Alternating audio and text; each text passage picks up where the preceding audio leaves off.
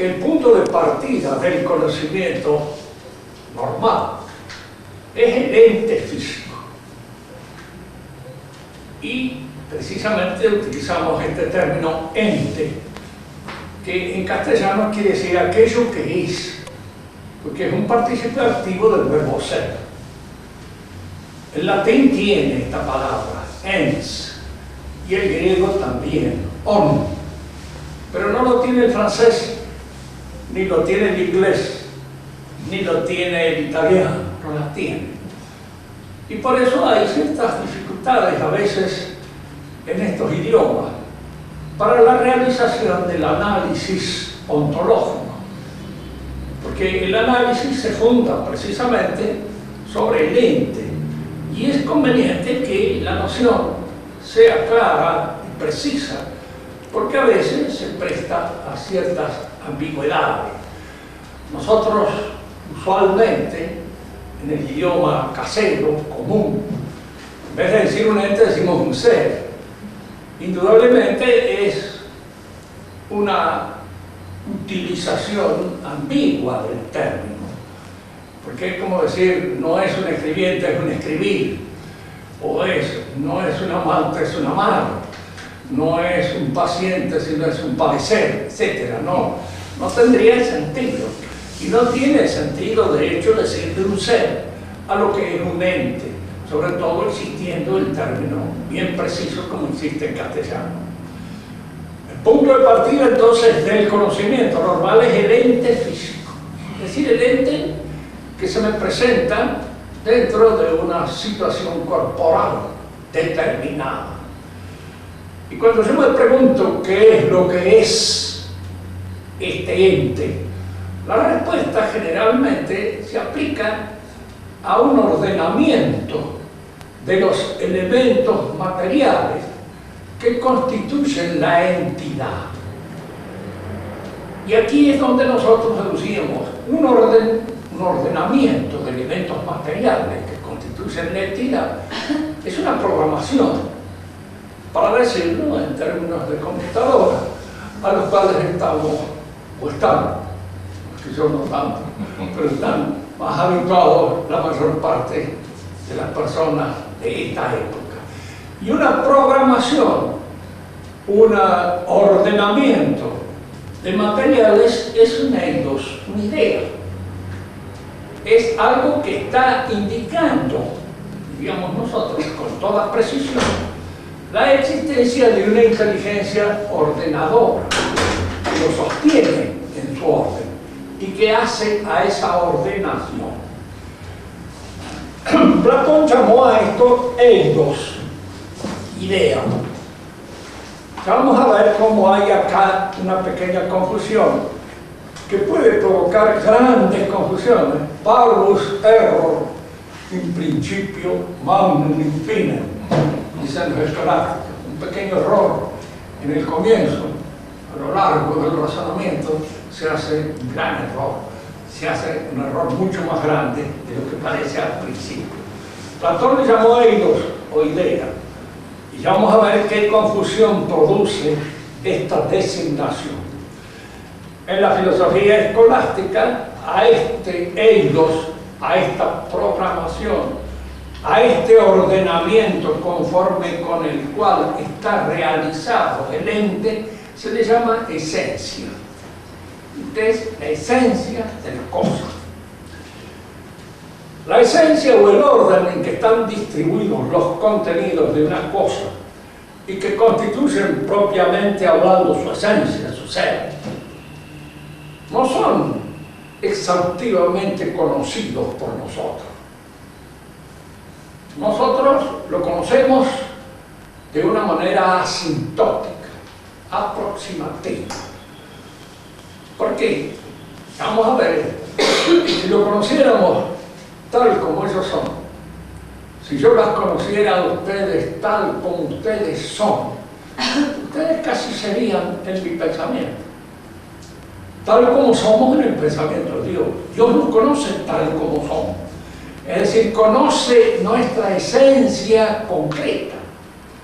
Pero lo que nosotros conocemos no es la esencia concreta de una cosa, sino esa esencia que hemos abstraído laboriosamente de la realidad, abandonando todo aquello que en alguna medida es inasimilable por el entendimiento. En este sentido, Santo Tomás hacía siempre un parangón entre la asimilación nutritiva y la asimilación intelectual. Es decir, los alimentos que nosotros ingerimos no pasan tal cuales a nuestra realidad, sino que son eliminados todos aquellos elementos no digeribles y solo son retenidos aquellos que en alguna manera van a engrosar nuestra propia realidad, a participar en ella y en alguna manera a nutrirla efectivamente. Y en el orden del pensamiento sucede algo análogo o parecido. Lo que nosotros conocemos no es la esencia concreta, sino la esencia abstracta de la cosa. Por eso aquí hay que hacer una distinción, que vamos a hacer un pequeño juego que nos permite entenderla mejor. El orden óntico es el orden del ente, del ser. El orden lógico es el de nuestra representación intelectual. Y el orden gramatical es el orden conforme al cual nosotros expresamos el orden lógico.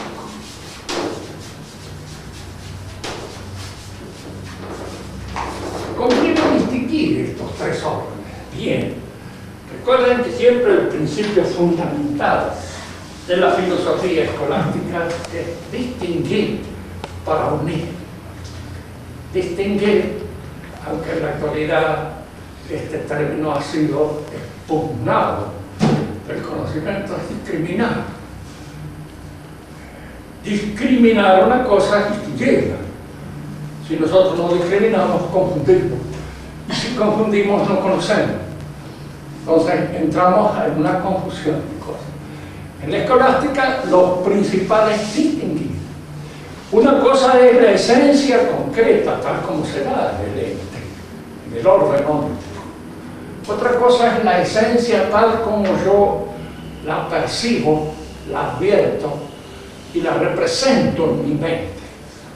Fíjense que a veces esta representación intelectual de una realidad, aunque aproximada, aunque nunca exhaustiva, porque nosotros no conocemos la realidad en toda su plenitud, porque si no nuestro entendimiento sería el entendimiento divino, igual que el entendimiento divino, no lo es. Y entonces la conocemos de una manera aproximada. Pero esta representación es una representación que a veces es más rica o más pobre. La idea que se hace del caballo, un profesor de filosofía como puedo ser yo, es un poco distinta a la que se hace un dictador profesional que tiene del caballo un conocimiento mucho más profundo. La idea que del enfermo se puede hacer un médico no es la misma que aquella que tiene un profano.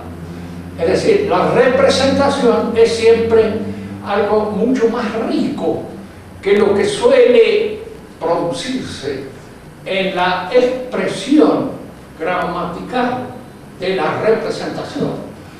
Porque la representación o la expresión gramatical de la representación tampoco es exhaustiva de toda la representación.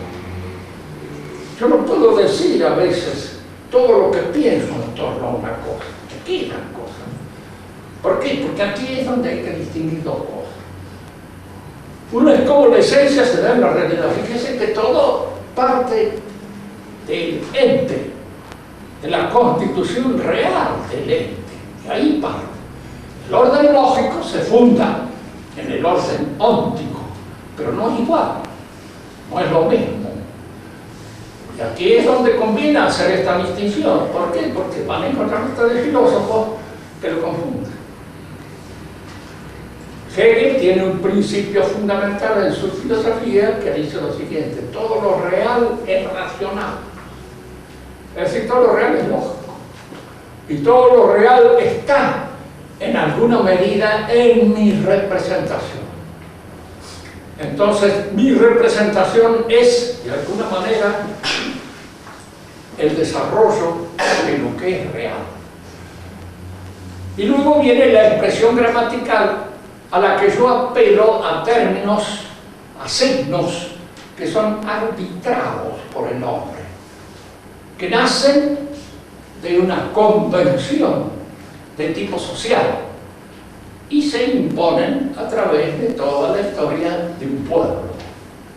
¿Qué hay que ver? La representación es también significativa. Cuando nosotros decimos significativa, queremos decir que está compuesta de signos. Estos signos son llamados por los escolásticos signos formales. ¿Cuándo un signo es formal? La palabra formal apunta a un contenido estricto dentro de esa realidad que yo estoy considerando, que es el signo. Un signo formal es un signo que agota su realidad, su naturaleza en la significación. Significa.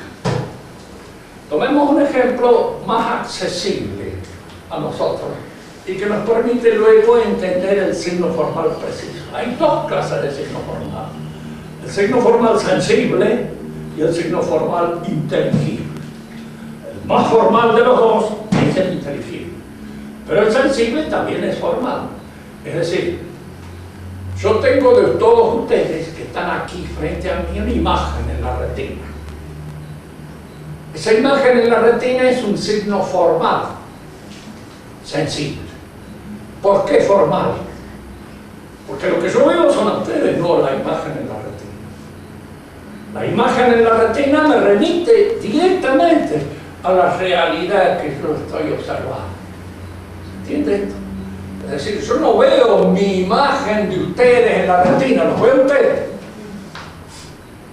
Y por eso la imagen es un signo formal, porque remite directamente a aquello que significa. Va transparentemente, de una manera translúcida e inmediata, y trae a mi conciencia lo que significa. Y lo que significa es ustedes. Pero a la vez es un signo formal sensible porque tiene una cierta realidad sensible. Es una imagen en la retina. Si se inspecciona el ojo, si se hace una observación del ojo, indudablemente se descubrirá en él la imagen en la retina que tiene de las cosas. Y este descubrimiento de la imagen es que la imagen esa tiene una cierta realidad.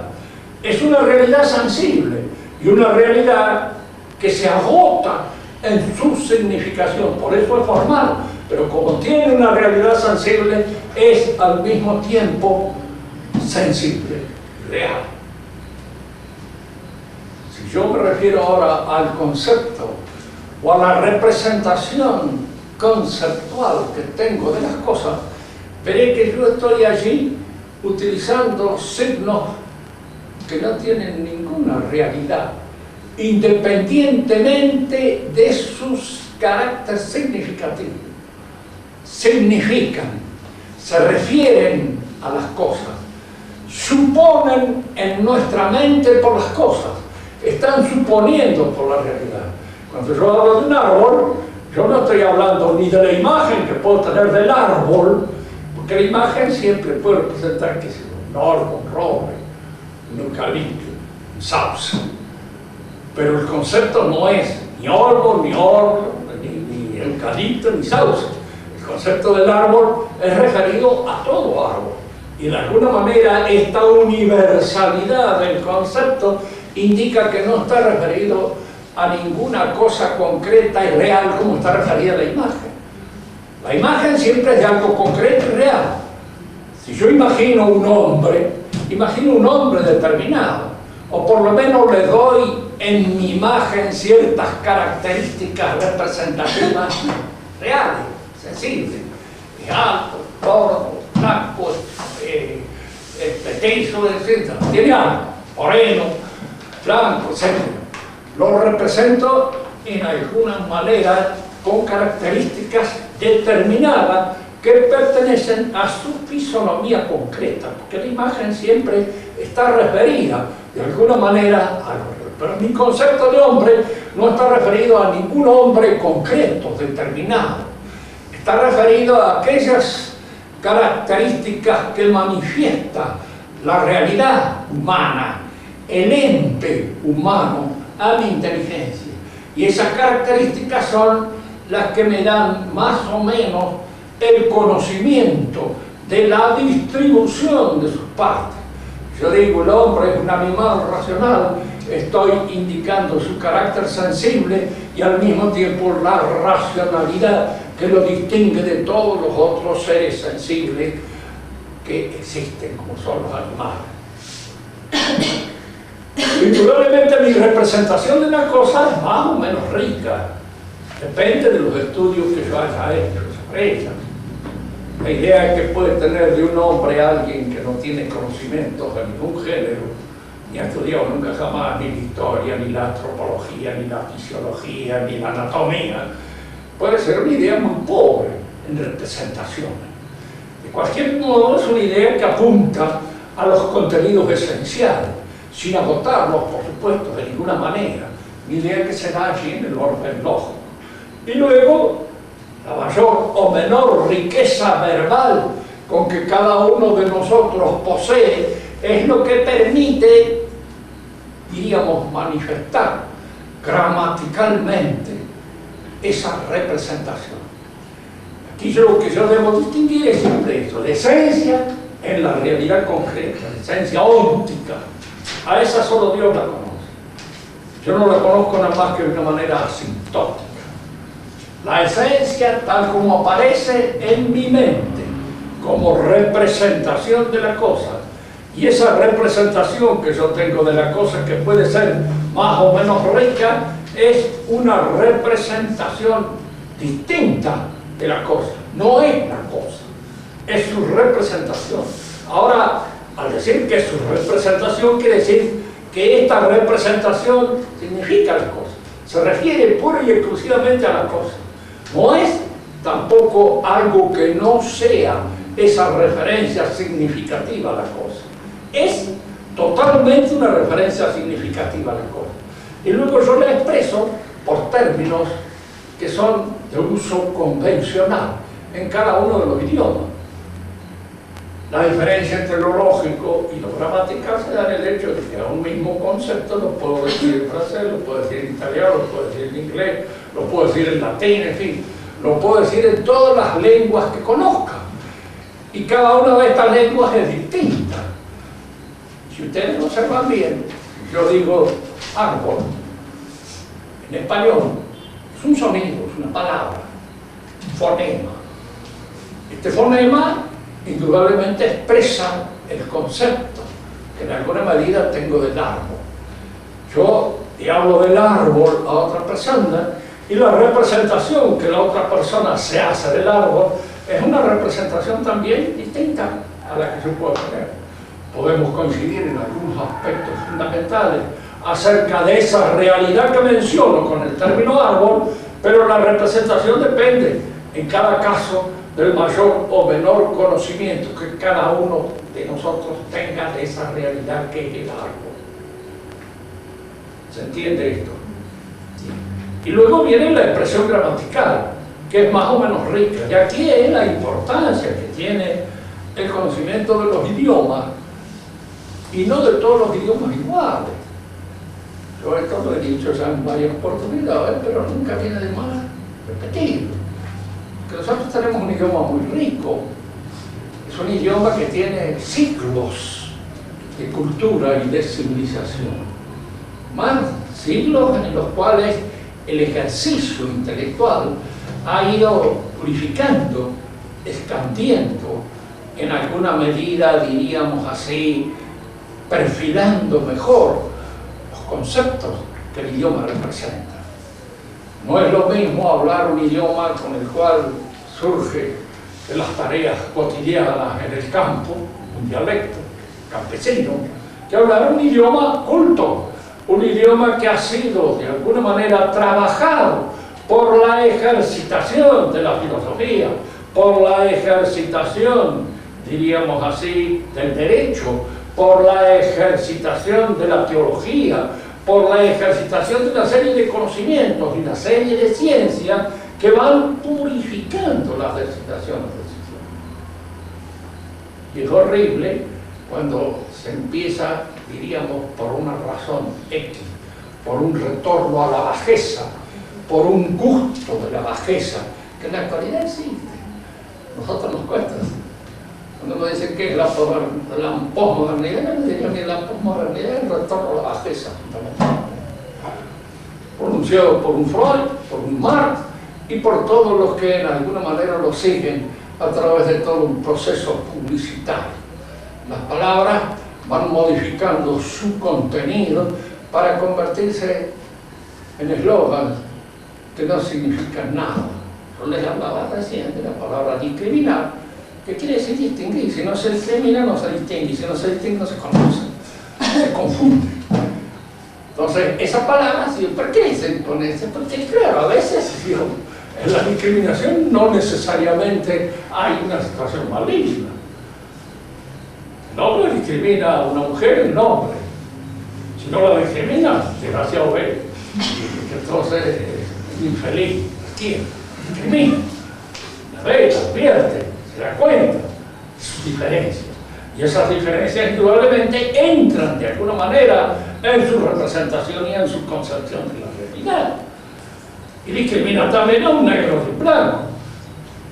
Ahora dice que este sea mejor que el otro. Muchas veces le decís a Martín Fierro: yo he visto al negro y al blanco sin distinguir los mejores. Le mató iguales colores bajo de una misma cruz, más también hizo la luz para apreciar los colores. Era lógico de que se aprecien los colores. A una negra le gustaron más un negro que un blanco. Yo me acuerdo siempre de las chicas que cuidaban la puerta de salida del campo nuestro a un pueblo que había por ahí cerca, que era Ramón Vial. Estaban ahí en la puerta. Pasaban siempre unas vecinitas que eran inglesas. Y yo les preguntaba a veces qué tal son, pues yo no las conocía. Son lindas, lindas son, dice, pero tienen la cara cagadita de mosca.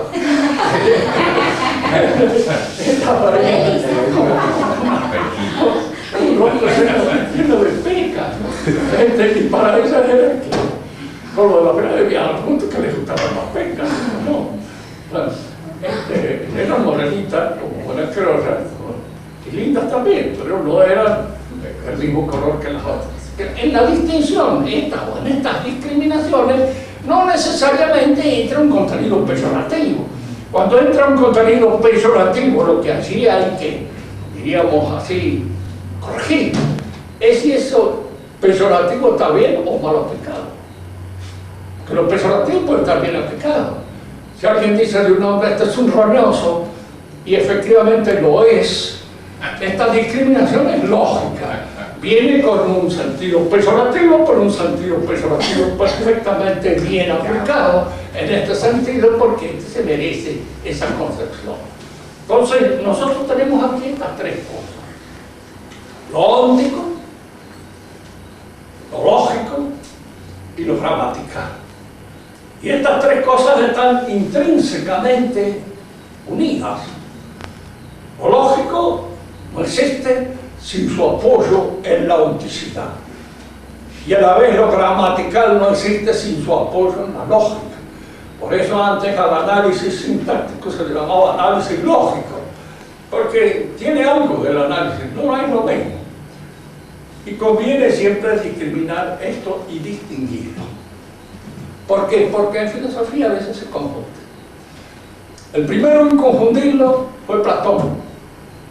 Platón, diríamos así, es el que se da cuenta de que lo que realmente es en un ente es un ethos, una esencia, un psia, diría él, o una idea. Es decir, es el reflejo de una inteligencia divina. Pero él concebía esa idea a la manera como la concibe el matemático, no a la manera como lo concibe el analítico ontológico, el filósofo, que va a ser con posterioridad Aristóteles. ¿Cómo concibe el matemático los entes matemáticos? De hecho, habíamos nosotros visto que el ente matemático, si bien tiene su apoyo o nace en la realidad sensible, y aquí se forma la idea de triángulo al medir los terrenos más o menos triangulares. Pero la idea del triángulo no es un terreno triangular, ni es el triángulo que está en el terreno. No es un triángulo que pueda percibirse sensiblemente en ninguna realidad. Es una entidad que solo existe así en la mente. Cuando Platón habla de eidos que configuran los entes, ese eidos él lo considera aparte del orden real, del ente real. Lo considera al ente real como un reflejo de una idea que se encontraría en un cosmos puramente inteligible como son las ideas matemáticas. ¿Por qué? Porque Platón es matemático y confunde al ente como el ente matemático. ¿Y qué sucede cuando una confusión de esta naturaleza se produce? Esto va a parecer al principio una paradoja, pero luego nosotros podemos ir analizando mejor que no es tan paradójico, sino que es así. Lo que es, para Platón, no existe. Y lo que existe, no es. ¿Pero por qué lo que es no existe? Porque para él lo que es siempre el eidos. Pero el eidos es concebido matemáticamente como una realidad perteneciente a una órbita de cosas inteligibles, distintas del orden real en el cual se dan esas cosas. Porque está influido como ciencia rectrix por la matemática. Fue el error fundamental de él. Error que observó, fíjense que cuando uno estudia un filósofo, lo analiza, yo en este momento estoy esquematizándolo a Platón y liquidándolo al mismo tiempo, como las liquidaciones de invierno. Estoy haciendo una liquidación así, al tutú, porque Platón es mucho más complicado esto. Él se dio cuenta de este error también al mismo tiempo, pero no lo solucionó, no pudo solucionar. Y por eso cuando él tuvo que explicar este mundo inteligible a partir de este otro puramente inteligible, tuvo que apelar a la fe. Un demiurgo. ¿Y qué era el demiurgo en el mundo de Platón? ¿Pertenecía al mundo sensible o al mundo inteligible? Ninguno de los dos. Porque ni era una idea, era algo real, concreto. Ni era del orden sensible, porque no era un animal, un ser material. ¿De dónde lo sacaba? De su fe, de la tradición religiosa a la cual él pertenecía. A fin de cuentas, los paganos tienen, de algún modo, un eco de la tradición primitiva, de lo que podríamos llamar la primera revelación que hizo Dios en el paraíso. Algo les queda, algo en ellos funciona en este sentido. Vamos a ver cómo en Platón no solamente funciona, diríamos así, el hecho de que hay un Dios no creador, que no tiene la noción de creación de la nada. Él cree que la nada proviene como consecuencia de su inserción en la materia de esta noción. ¿Y la materia qué es para Platón? ¿No es algo? No. Es casi nada. Es el lastre de nada que lleva de alguna manera las cosas.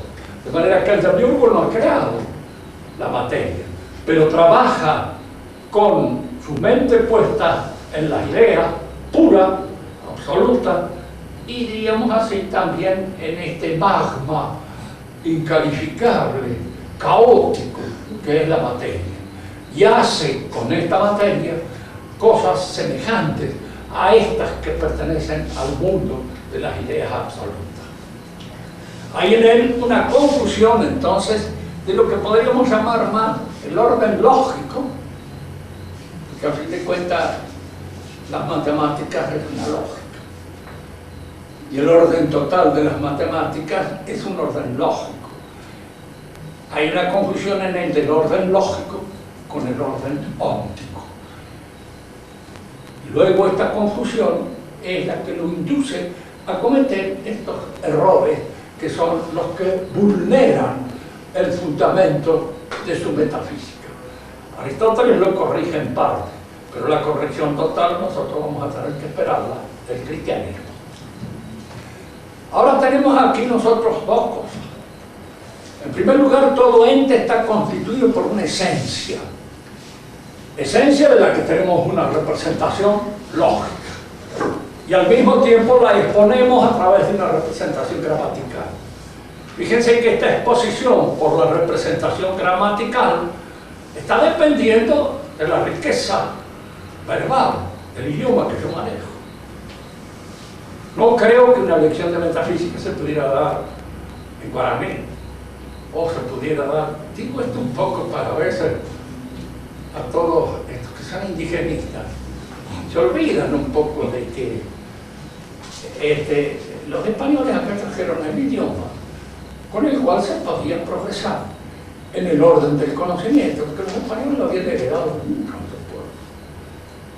A mí me se enreda a veces los indigenistas aquí porque creen que los españoles, por ejemplo, no han recibido ideas y no han sido conquistados por sí que han sido conquistados por los romanos. Conquistaron España y le impusieron el idioma. El idioma ibérico, si existió, desaparecido. El que existe actualmente es el latín. ¿Y ganaron algo con este cambio del ibérico al latín? Posiblemente sí, porque ganaron esos siglos de civilización que venían de Grecia, pasando por la latinidad, y que formaron y constituyeron posteriormente el idioma que nosotros hablamos. Los franceses también fueron conquistados por los romanos, y nunca se han quejado de eso, ni han dicho de alguna manera, los romanos nos han quitado el idioma que nosotros teníamos, que era un idioma, no, era un idioma, diríamos así, rústico, que no tenía la potencialidad comunicativa que puede tener el latín. De manera que en esta transfusión del idioma han ganado, y han ganado este salto a través, diríamos así, de los siglos, han incorporado a su saber todo este trabajo cultural realizado por los griegos, realizado por los latinos y realizado posteriormente por los franceses en su consecución. Platón confunde entonces lo lógico con lo real. Esta confusión se va a dar muchas veces a través de la historia de la filosofía. Esta confusión la vamos a advertir en Kant posteriormente, la vamos a advertir de una manera ya más difícil, más intrincada, pero también de una manera, diríamos así, gráficamente confusa en Hegel. En él es donde esta confusión de la lógica con lo real se da de una manera, los que les gustan estudiar los puzzles y los logogrifos filosóficos, a mí no me gustan mucho. Cuando veo que alguien está fuera de lo que es verdadero no me atrae. Y si lo leo por razones de oficio. Nunca lo he leído a Hegel en su idioma original porque no lo conozco. Lo he leído a través de traducciones al italiano, al francés, al inglés mismo, y traducciones que creo hechas por admiradores del que supongo que lo conocerían. Porque el reproche que a veces se me ha hecho a través de algún escrito en el cual yo tengo un poco un tip, digamos así, simplificador. Oiga lo que es esencial. Y dejo de lado un montón de cosas, en fin, en las cuales uno se podía perder a través de una serie de disquisiciones exquisitas, pero que no hacen a la esencia de las cosas. Entonces, generalmente lo explico a Hegel muy rápidamente y de una manera que para mí es clara y lúcida, pero para los otros puede no serlo. Y sobre todo porque Hegel ha dado lugar a diversas interpretaciones. Yo conozco hegelianos muy distintos que entre ellos no se llevan nada bien. Y al contrario, se tiran a Hegel por la cabeza, uno con otro, diciéndose, esto no es su verdadero interpretación. Usted no lo conoce a Hegel. Yo lo he leído muchas veces. Althusser era un intérprete de Hegel. Sartre era un intérprete de Hegel. Y Althusser decía que Sartre no lo había entendido nunca jamás. Y Sartre decía de Althusser que no había entendido nada de lo que Hegel decía. Yo, atendiendo a los dos, calculo que ninguno de los dos entendió nada. Y entonces, el que le explico ese debe ser el otro. Y el único que realmente tiene acceso a nuestra inteligencia. Aquí nosotros tenemos esto que conviene empezar a distinguir. Distinguir para posteriormente unir. Platón distinguió entonces, no distinguió bien lo lógico de lo óptico. Y al no distinguir lo lógico de lo óptico, logicizó su filosofía, la matematizó. El gran trabajo de Aristóteles fue precisamente descubrir esta diferencia. Y luego está lo que podríamos llamar la distinción de lo gramatical, porque la exposición de mi representación intelectual de una cosa está dependiendo en gran parte de los recursos verbales que el idioma que yo tengo, o que yo manejo, permite. Cuando ese idioma no tiene esos recursos verbales, indudablemente la representación intelectual que me hago de una cosa queda un poco cojitranca. No puede, diríamos, expresarse con toda su plenitud por causa de la dificultad en los recursos verbales.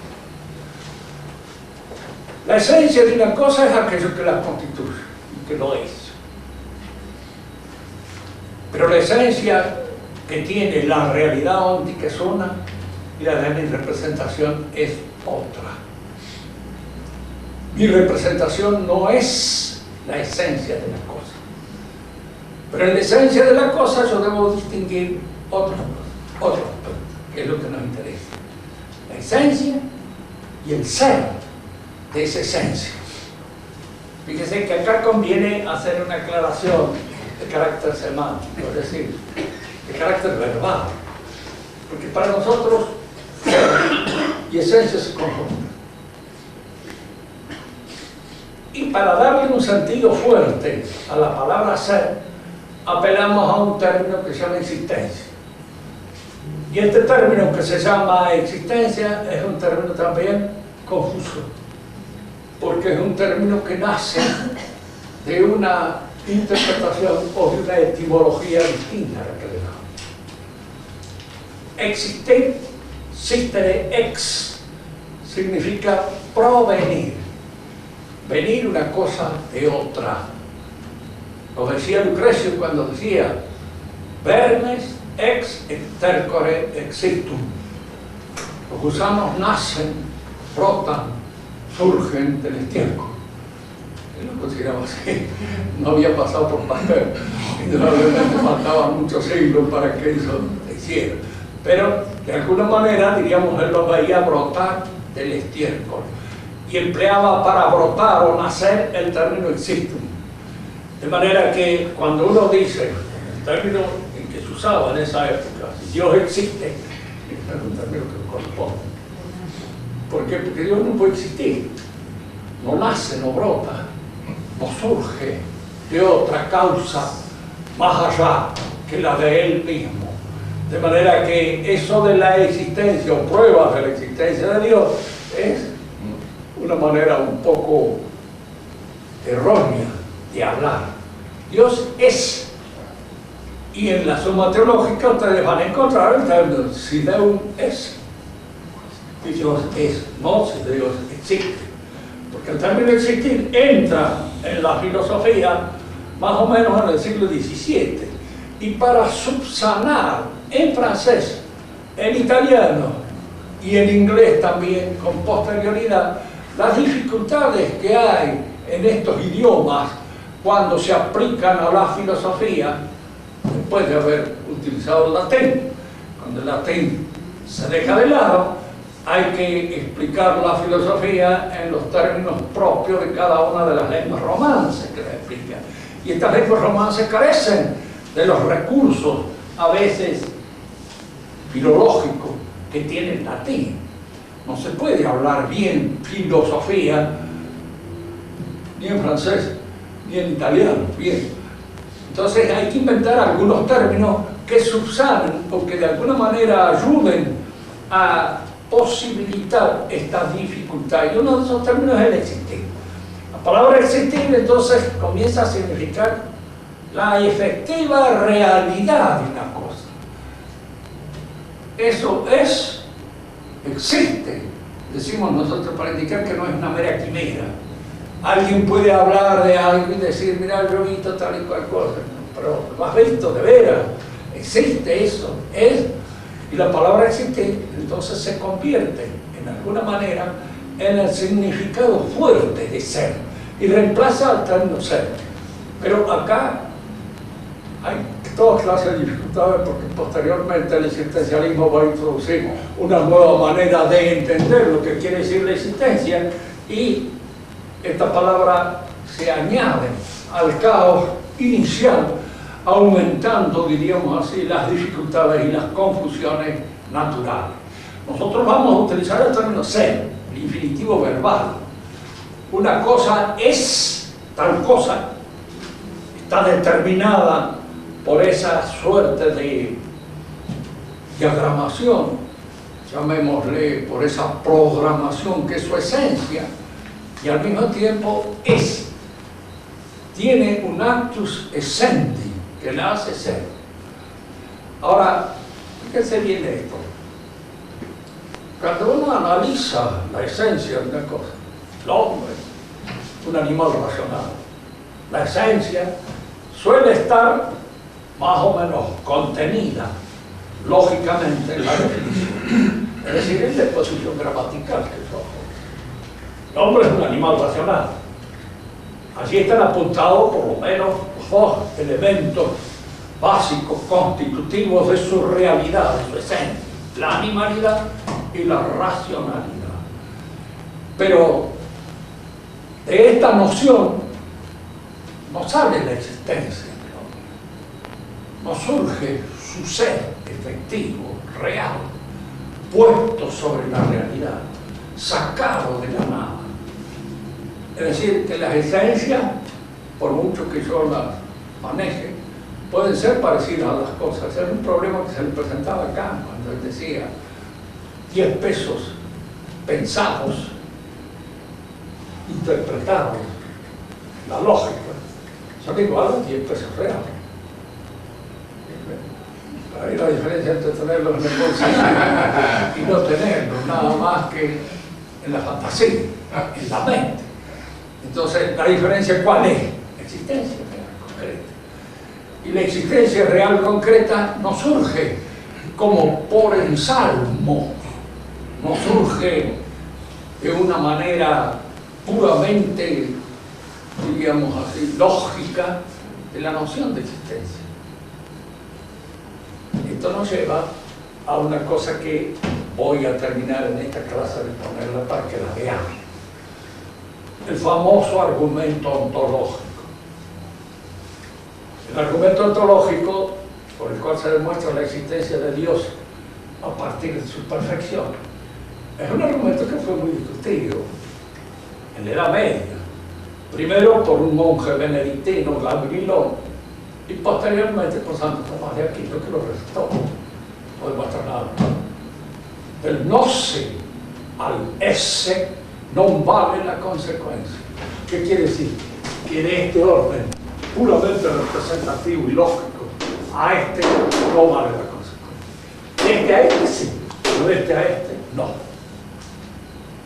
Es importante esto porque en nuestra época ustedes van a hablar o van a oír hablar de las contradicciones dialécticas en que cae la sociedad. Las contradicciones dialécticas son lógicas. Si usted las traslada al orden real, usted pasa del noce al esse. Es decir, usted está cometiendo una invasión de jurisdicción, metiendo lo lógico en lo óntico. Fíjense en una cosa muy simple. ¿Qué es lo distinto a frío? Calor. Bueno, pónganse que en la realidad es una cuestión de gradación. Cuando es frío y cuando es calor depende de los grados que así se ve y de la sensibilidad que uno pueda tener más o menos grande para percibir el frío o percibir el calor. ¿Qué es lo contrario de masculino, femenino? Y ahí saca usted una contradicción in re en las cosas. Sería absurdo y completamente estúpido. ¿Por qué? Porque no es así.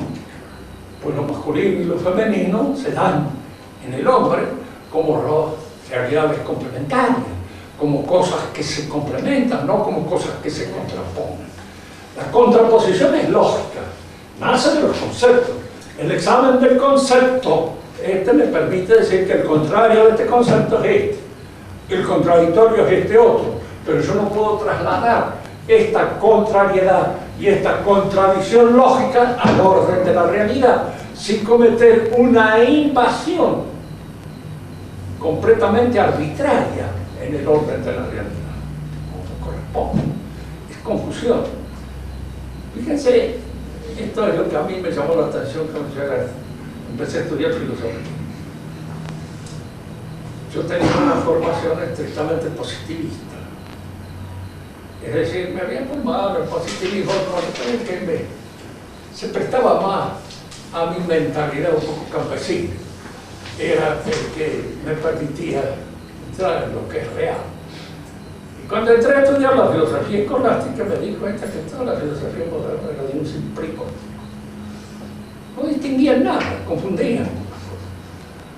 ¿Por qué? Porque no se habían ejercitado la distinción de estos distintos momentos del conocimiento. No se han ejercitado en esa distinción. Y al no ejercitarse en esta distinción, luego cuando empiezan a pensar, confunden.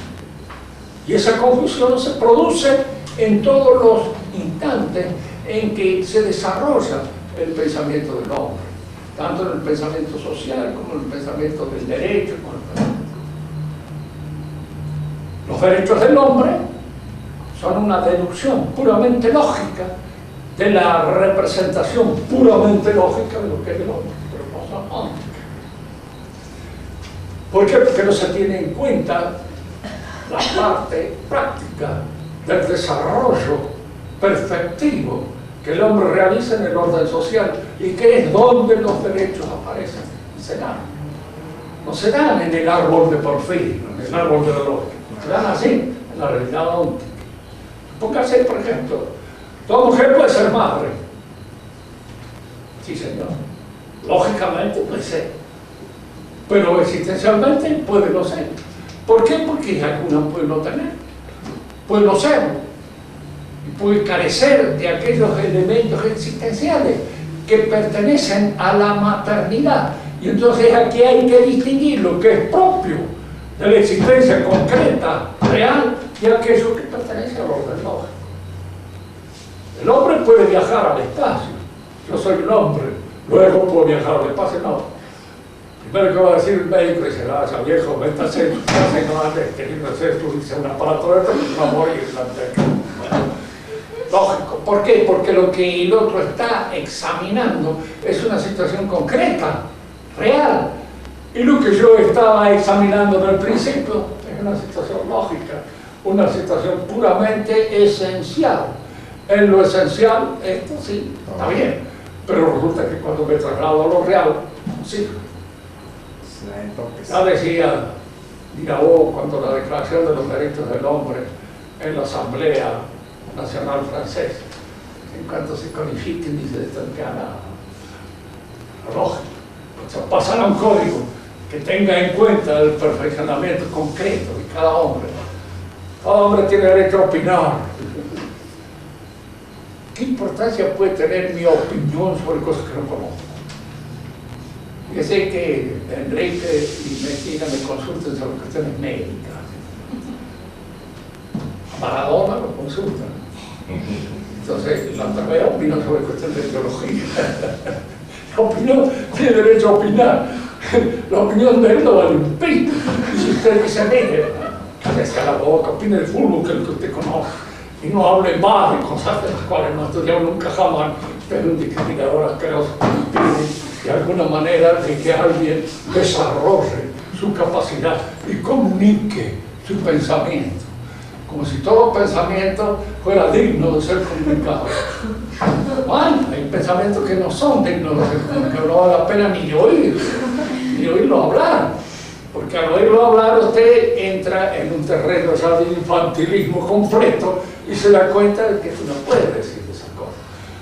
Este es lo que permite acá distinguir entre esencia y existencia, entre orden lógico y orden óptico. La esencia es, digamos así, muchas veces, el modo de ser de una cosa. Del modo de ser de una cosa yo puedo deducir muchas conclusiones, pero esas conclusiones que yo deduzco in abstracto, lógicamente, del modo de ser de una esencia, a la realidad concreta hay un cambio, porque pueden no darse. Y esa deducción puramente lógica no puede ser trasladada así sin más al orden óptico. Es muy común, diríamos así, por ejemplo, los que estudian derecho, es importante a veces señalar este hecho. El derecho es un orden jurídico instrumental al servicio del orden natural, moral, que es el orden social. El orden social nace de las virtudes y del sistema de virtudes concretas que cada uno de nosotros tenemos. ¿Por qué es posible esta reunión en torno a esta reflexión?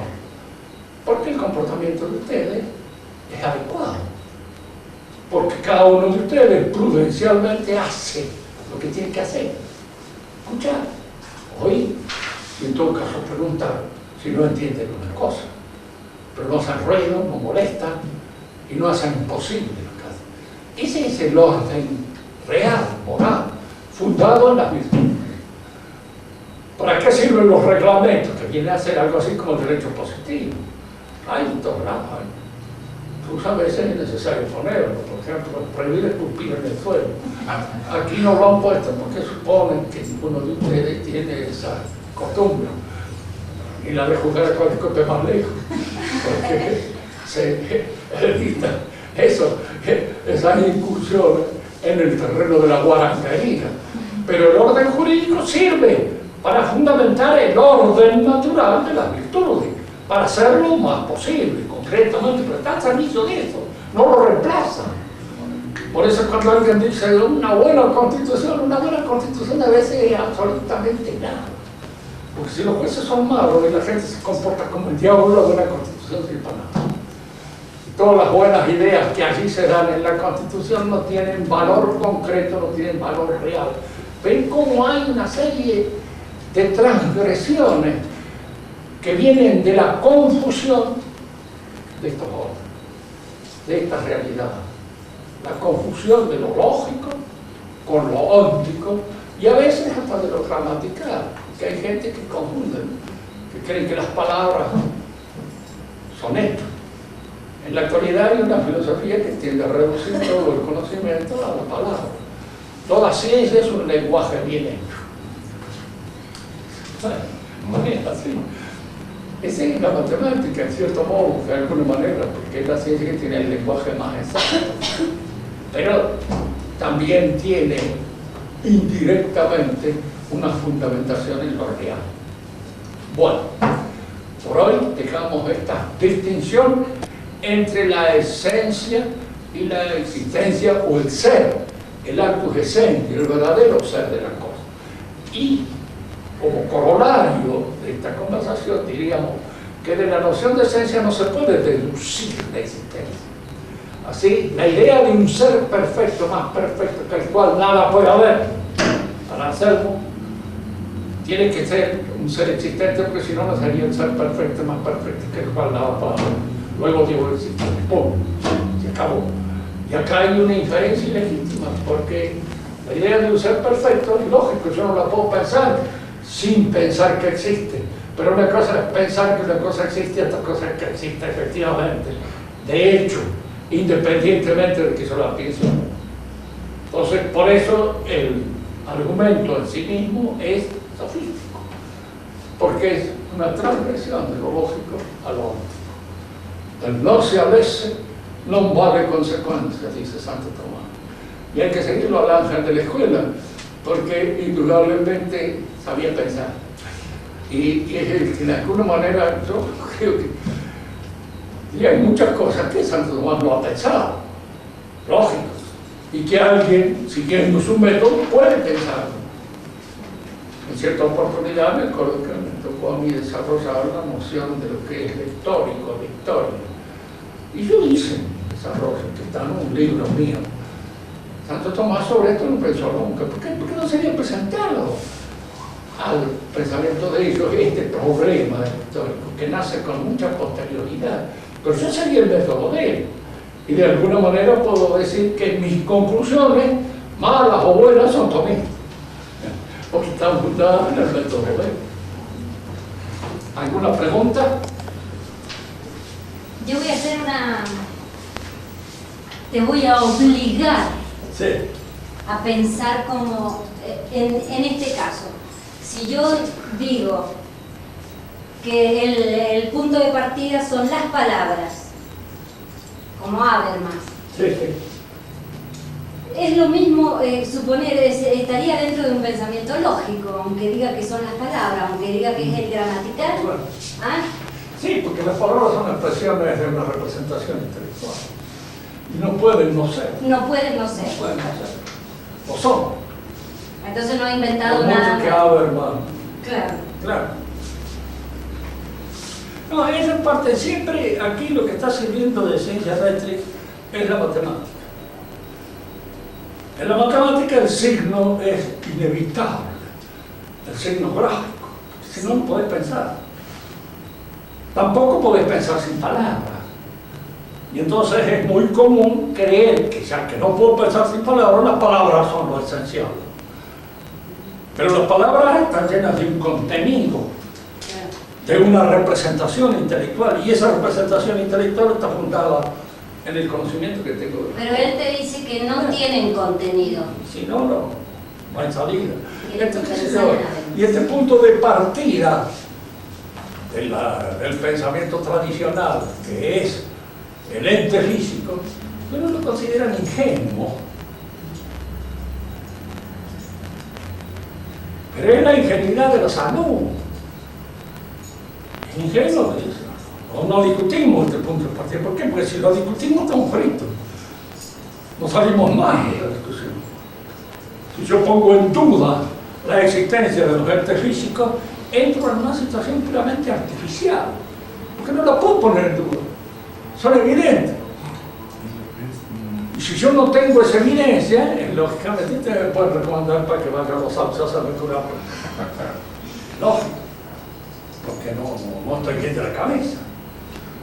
Como decíamos la otra vez, la duda metódica, o sea, la duda que no es duda, pues no es duda, simplemente. Entonces no se puede emplear una duda que no es duda. Hagamos que dudamos. No puedo empezar con un juego. Tengo que partir de lo que es evidente. Y lo que es evidente es aquello que se me presenta ante la consideración puramente perceptiva. ¿Qué dice mi Clarita? A ver. El fin el fin que te va a confundir a Hegel o a todos los pensadores modernos a la órbita óntica con la órbita lógica, ¿cuál es? Además de, bueno, Además del error. Claro, además de crear un error en el hombre, ¿qué buscan con nada más fundar el conocimiento en lo lógico? ¿Qué buscan? Claro. Y saben lo que se ha buscado siempre, que es lo que buscó Adán también en el paraíso. Un conocimiento que sea parecido al de Dios, completo, absoluto, total, sin babas, sin resaca. Y ese conocimiento no lo puedo entender. Nuestro conocimiento es asintótico. Ahora, si nosotros decimos todo lo real es racional y confundimos lo real con lo lógico, ese conocimiento no tiene. Es completo, acabado. Pero indudablemente no me puedo sostener en él sin caer en una serie de contradicciones que mis discípulos la van a sacar, como hicieron los discípulos de Kant y los discípulos de Hegel. Que la crítica mejor a Kant y a Hegel la han hecho sus discípulos. Son ellos los que en alguna manera han dicho esto no es posible porque acá hay una contradicción, entonces esto, y van sacando otras consecuencias cada vez más exageradas, claro, cada vez peor. Marx es de alguna manera uno de los pensadores que concluye muchas de las formas de pensar de la época. Hegel diseñaba una interpretación perfecta del mundo, completa, pero puramente lógica. Dice más, entonces hay que pasar a los hechos, hay que transformar el mundo, no pensar, transformar. Y para esto está la revolución. Y lo que lo pueden transformar son las consecuencias, que es al mismo tiempo muy lógica del pensamiento de Hegel. Y él también es un lógico, él, aun cuando sus consecuencias pretendan ser muy reales y muy concretas y pueden tener efectos concretos. Mucha gente que muere a causa de eso. ¿Se puede, profesor, se puede decir que los subjetivistas hacen un salto ilícito, digamos, ilegítimo del orden lógico al orden óntico? Claro. El positivismo, dice usted. Subjetivistas. Los subjetivistas. No, sí, esto sí. No, ellos son lógicos. Caso de Kant. La esencia de la cosa es lo que aparece en mi representación. Indudablemente, Kant advierte que la cosa existe independientemente de mi representación. Y si uno le dice, pero si es mi representación, está claramente determinado que la cosa existe fuera de mi representación, ¿qué me dice usted? Así lo dice mi representación. Oh, está en la representación. Es lógico. Y se mantiene ahí, se cierra ahí y no sabe nunca más. Porque el que entra en idealista termina en idealista. No puede salir porque está encerrado como una rata en una trampa. Pasaría que se le no, mire, el punto de partida suyo es falso. Hay que partir de acá. Lo que mide mi conocimiento es la realidad. Y la realidad no es exhaustivamente conocida por mi conocimiento. Lo es asintóticamente. Y claro, eso para el gnóstico, inflado de la soberbia y del orgullo del conocimiento, es reconocer que uno es imbécil. Es decir, que tenemos un conocimiento imbécil. Lo tenemos, no es nada que hacer. O sea, vos te enseñaba de epistemología ya. Yo digo que soy imbécil porque me apoyo a veces en un bastón. Como imbécil viene de imbáculo, y que se apoya en un bastón.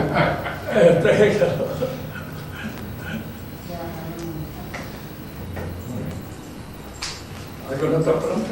No, lo que yo te digo es que ahora todas las chicas que les toque estudiar epistemología, por supuesto van a decir que la cosa, el objeto no existe. La epistemología es parte de la metafísica. Y ya lo vamos a ver, porque la metafísica se divide en tres disciplinas.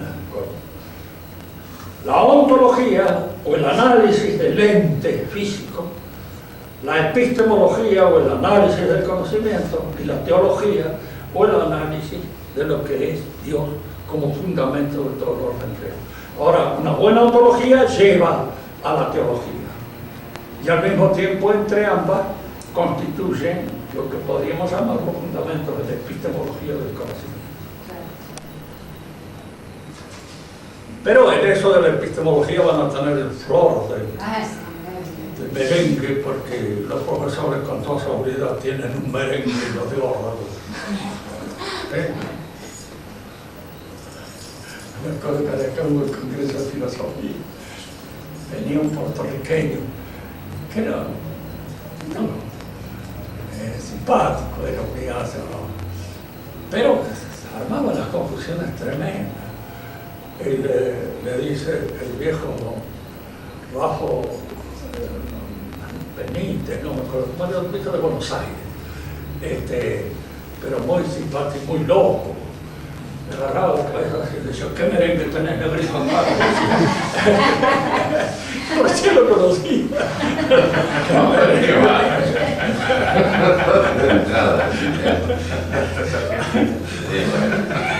¿Qué merengue tenés? Muy bien. Bastón. No, pero